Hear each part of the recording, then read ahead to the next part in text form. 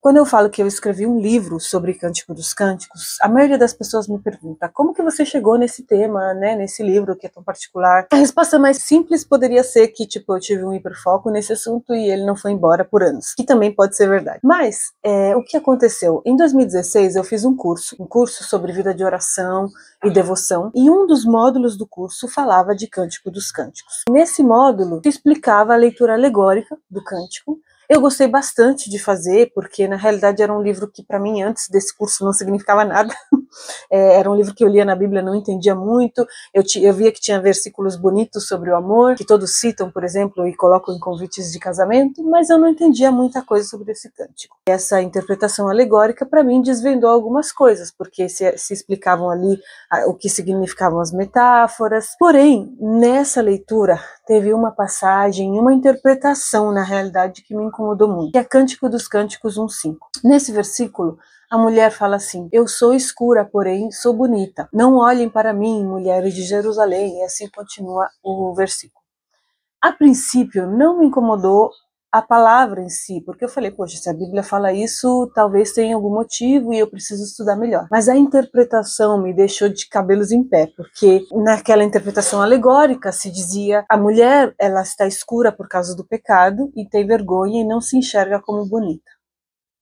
E isso daí me incomodou muito, sabe? Muito mesmo. O pouco que eu sabia, eu não entendia muito sobre interpretação bíblica, mas eu entendia sobre mundo antigo, porque eu já estava nos meus estudos de latim, de estudos clássicos, e eu entendia que essa associação da pele escura com o pecado, ela é muito posterior aos tempos bíblicos. Ela é algo que com certeza não está presente em nenhuma passagem das Escrituras. A primeira coisa que eu fiz foi fazer uma busca rápida e percebi que realmente não era isso. Não tinha essa associação em nenhuma outra parte da Bíblia da pele escura com o pecado.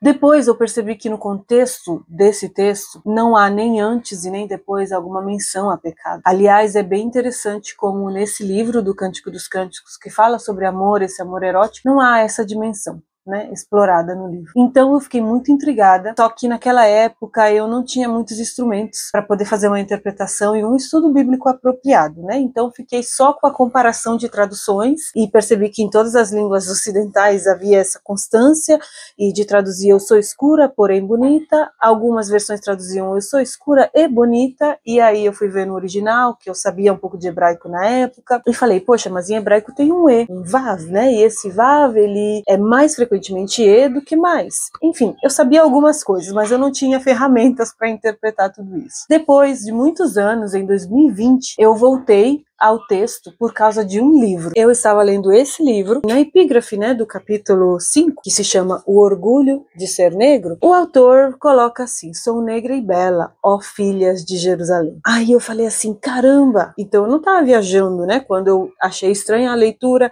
achei estranha a interpretação, e aí eu comecei a pesquisar mais. E Esaú deixa uma referência aqui de uma teóloga, Renita Wins, que tem um comentário a Cântico dos Cânticos. Daí em 2020 recomeçaram meus estudos sobre esse livro. Eu conto essa história com mais detalhes e a conclusão que eu cheguei dessa interpretação no meu livro. Tem um capítulo inteiro que fala sobre uma mulher negra que não tem vergonha de ser bonita e que não tem nenhum receio de dizer isso para a sociedade daquela época e para a nossa sociedade.